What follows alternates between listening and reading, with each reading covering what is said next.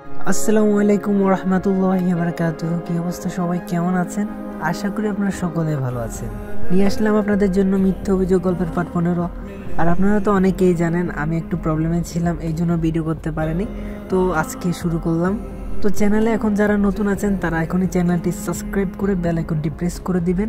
আর নতুন নতুন গল্প আসতেছে, তো চলুন আর দেরি না করে এখনই শুরু করে দেওয়া যাক আমাদের আজকের ভিডিও। তারপর সাজিদ হ্যাপিকে ছেড়ে দিল আর বলল, আচ্ছা শোন, আমি তো চিকিৎসার জন্য সব ব্যবস্থা করে রেখেছি, এখন শুধু তুই হ্যাঁ বললেই হবে। হ্যাপি তখন বলল, আমার না এইসব অনেক ভয় করে। সাজিদ তখন বলল, আরে ভয় কিসের, আমি আছি না। হ্যাপি তখন বলল, আচ্ছা ঠিক আছে, তুই যেহেতু বলেছিস তোর কথা তো আমাকে রাখতেই হবে।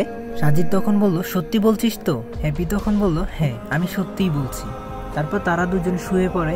এমন সময় সাজিদ হঠাৎ করে দেখতে পেল হ্যাপি আর নিঃশ্বাস নিচ্ছে না, হ্যাপির নিঃশ্বাস বন্ধ হয়ে গিয়েছে। সাজিদ তখন একটু খেয়াল করে দেখলো যে সত্যিই তো হ্যাপি তো নিঃশ্বাস নিচ্ছে না। তারপর সাজিদ হ্যাপির হাত দুটো ধরে দেখলো হাতগুলো বেশ ঠান্ডা হয়ে গিয়েছে।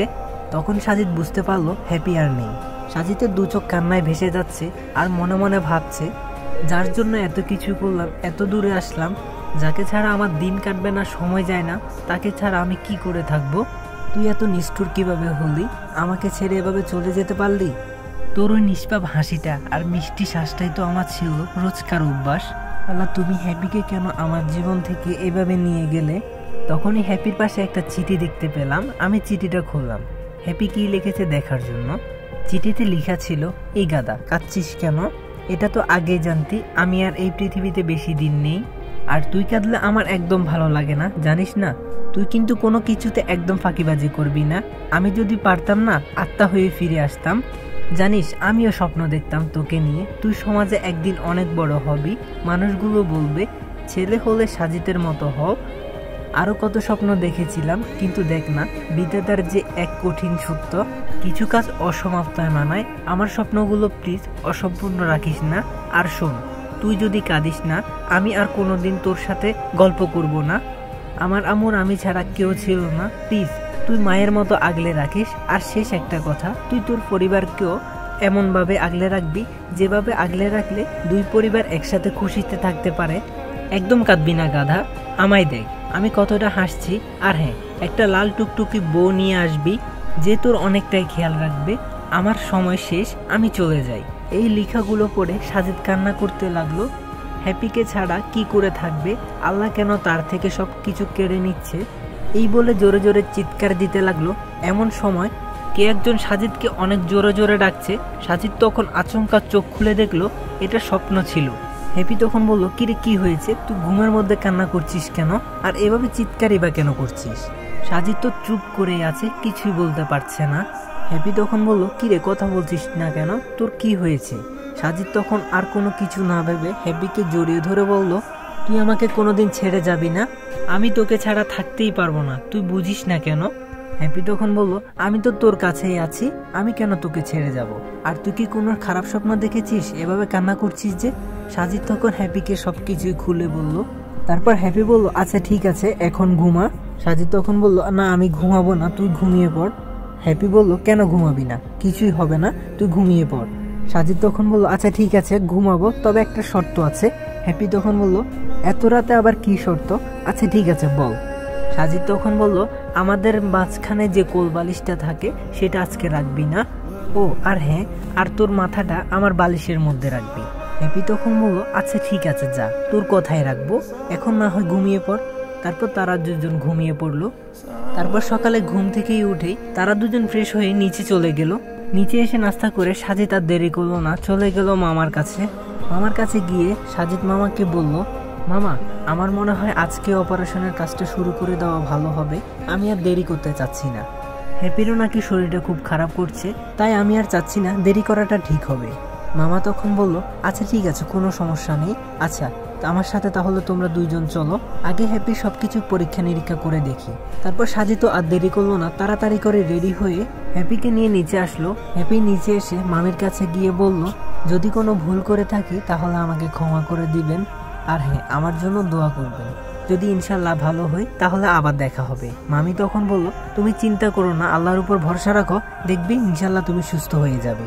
তারপর মামি থেকে বিদায় নিয়ে সাজিদ আর হ্যাপি মামার সাথে গাড়ি করে চলে আসলো হসপিটালে এসে হ্যাপিকে আলাদা একটা রুমে নিয়ে গেল। রুমে নিয়ে গিয়ে হ্যাপির পরীক্ষা নিরীক্ষা শুরু করে দিল।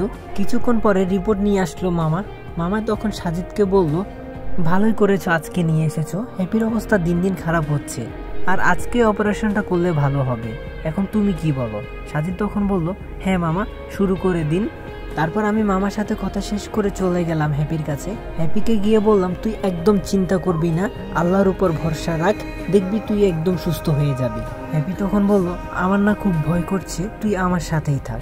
সাজিদ বলল, হ্যাঁ আমি থাকবো, তুই চিন্তা করিস না, আমি তোকে ছেড়ে কোথাও যাব না।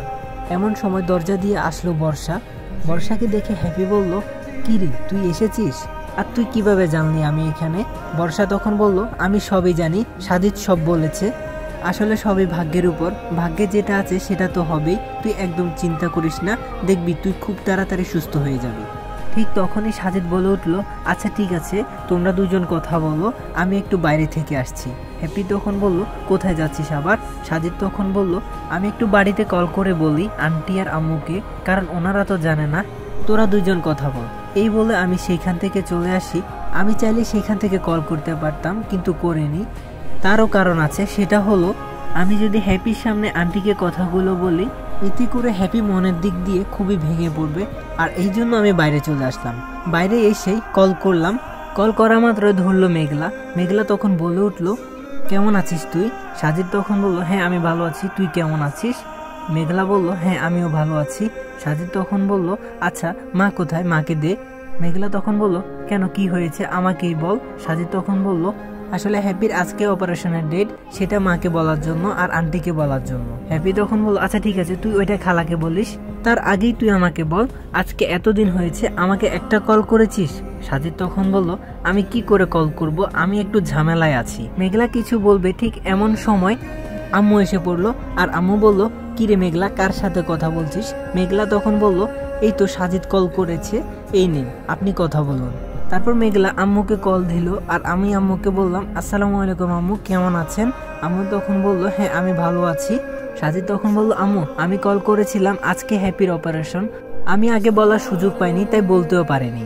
আম্মু তখন বলল, হ্যাঁ এটা তো খুব ভালো কথা, আমরা দোয়া করছি, কোনো চিন্তা করিস না। আচ্ছা আমি হ্যাপির আম্মুকে দিচ্ছি, তুই ওনার সাথে কথা বলে নে।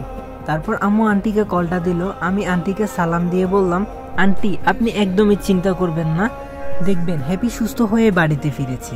এই বলে ওনাদের সাথে কথা শেষ করে চলে গেলাম মামার কাছে। প্রায় অনেক সময় হয়ে গিয়েছে, হ্যাপির অপারেশনের কাজ চলছে।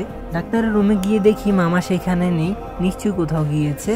একটু পরে আমি চলে গেলাম হ্যাপির কেবিনের সামনে। একটু পরে একজন ডাক্তার বের হলো, অনেক অনুরোধ করেছি আমি হ্যাপির কেবিনে যাওয়ার জন্য, গিয়ে দেখি মেয়েটা।